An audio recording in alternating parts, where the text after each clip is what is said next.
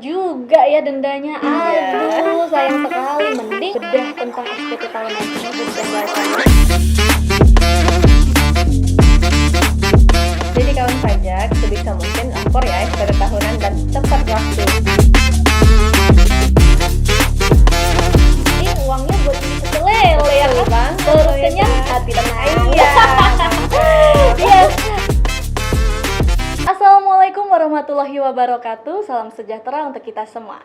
Hai kawan pajak dimanapun berada. Senang sekali saya Fonita hadir menemani kawan pajak di episode 3 podcast Bincang Pajak Sing Bebas Tax is Easy.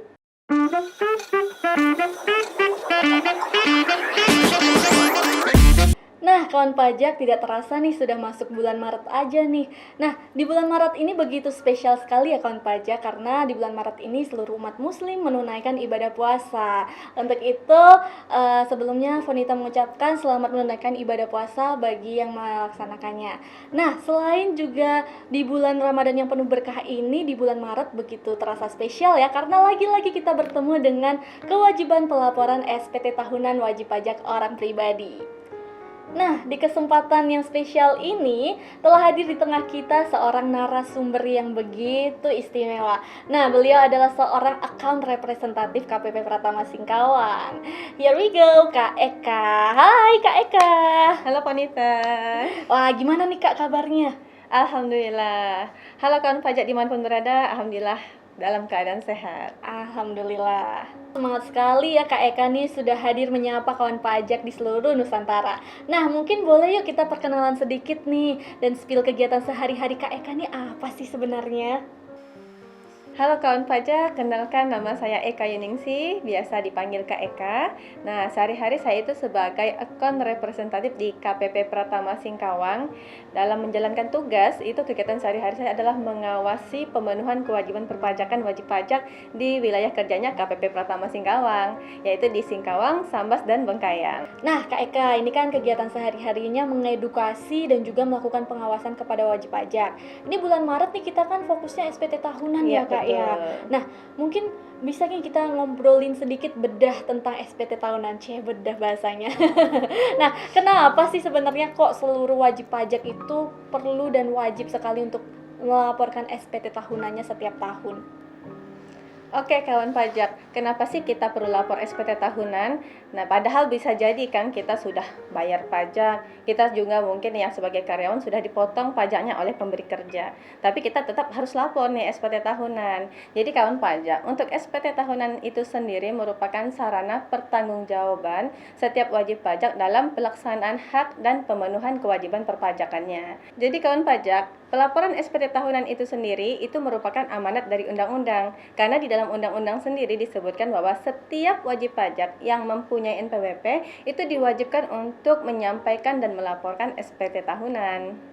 Jadi memang ini sudah diamanatkan oleh negara ya Kak ya. Betul sekali Ponita. Kita kan di sini sebagai WNI itu harus selalu patuh terhadap pemerintah ya, peraturan pemerintah yang sudah berlaku. Nah, jadi begitu ya kawan pajak ya, kalau pelaporan SPT tahunan itu sifatnya wajib pakai banget. Nah, terus nih Kak Eka, sebenarnya nih siapa saja sih yang perlu lapor SPT tahunan gitu kan? Pekerjaan di Indonesia itu beragam nih. Betul. Jadi semuanya kah harus lapor ya? Iya. Untuk siapa saja sih yang perlu ya lapor SPT tahunan itu tentunya semua wajib pajak, baik itu dia pekerjaannya itu sebagai karyawan ataupun para pelaku usaha termasuk pelaku UMKM. Bahkan pedagang pecel lele pun juga wajib lapor SPT tahunan. Itu dia, jangan cuma kita langganan makan di tempat pecel lele doang ya, tapi kita juga tetap mengawasi loh ternyata nih kawan pajak nih, wah pedagang-pedagang ini lapor SPT tahunan enggak nih, diawasi loh sama Kak Eka nih. Jadi hati-hati ya.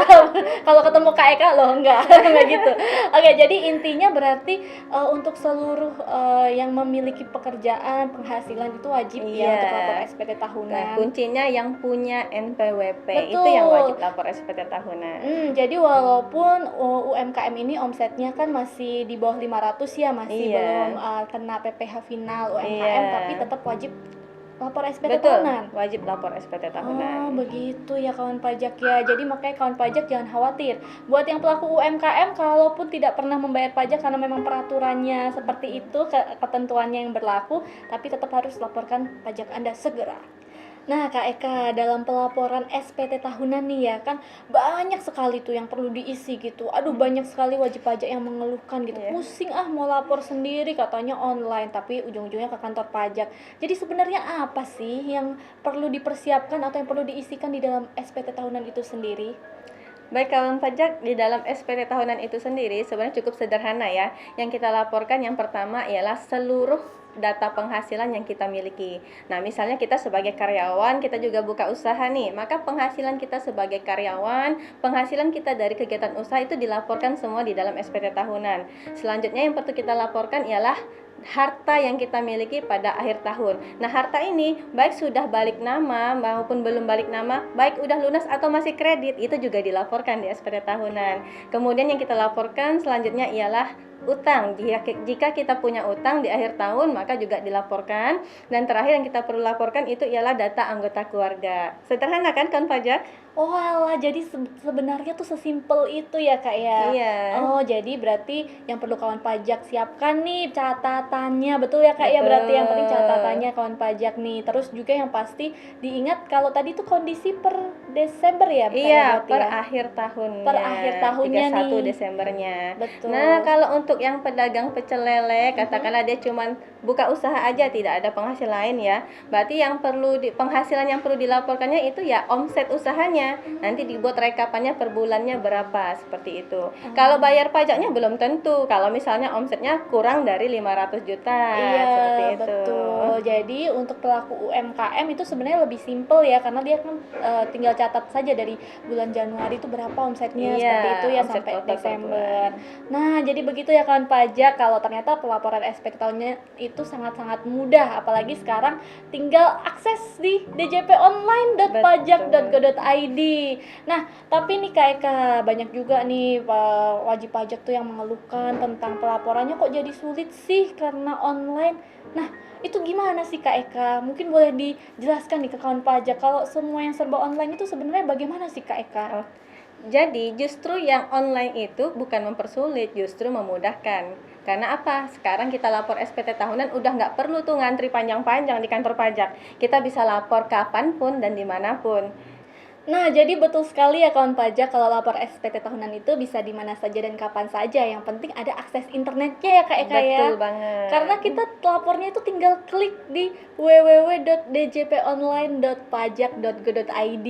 Betul. Bahkan dari handphone pun bisa ya Kak Eka ya. Betul, menggunakan handphone juga bisa, tapi yang pakai handphone itu khusus untuk karyawan. Betul. Jadi buat yang karyawan nih nggak perlu rame-rame antri-antri di kantor pajak karena kalian pun yang para karyawan ini bisa lapor sendiri lewat handphone. Betul. Handphone yang pastinya ada koneksi internetnya ya Kak Iya, ya. itu kunci utamanya. Yes, betul. Nah, Kak Eka memang betul ya tadi kan pelaporannya online, cuma Iya. butuh HP gitu. Untuk usahawan nanti mungkin butuh laptop atau komputer gitu ya, Betul. karena kan beda formnya. Tapi kalau saya gaptek gimana dong? Dan mungkin ada nih beberapa kawan pajak tuh yang gaptek gitu, yang pusing lah, nggak mau tahu gitu. Nah, itu solusinya gimana Kak Eka? Tentu saja ada solusinya kawan pajak. Untuk pelaporan SPT tahunan sendiri itu sudah sangat banyak tutorial ya, terutama di YouTube-nya Direktorat Jenderal Pajak. Jadi kawan pajak bisa belajar gimana sih cara pelaporan SPT tahunannya. Nah, selain itu, kalau kawan pajak tetap butuh asistensi, silahkan datang ke kantor pajak. Di situ sangat banyak petugasnya yang siap memandu ya, mengasistensi bagaimana cara pelaporan SPT tahunan dan tentunya pelayanan tidak dipungut biaya.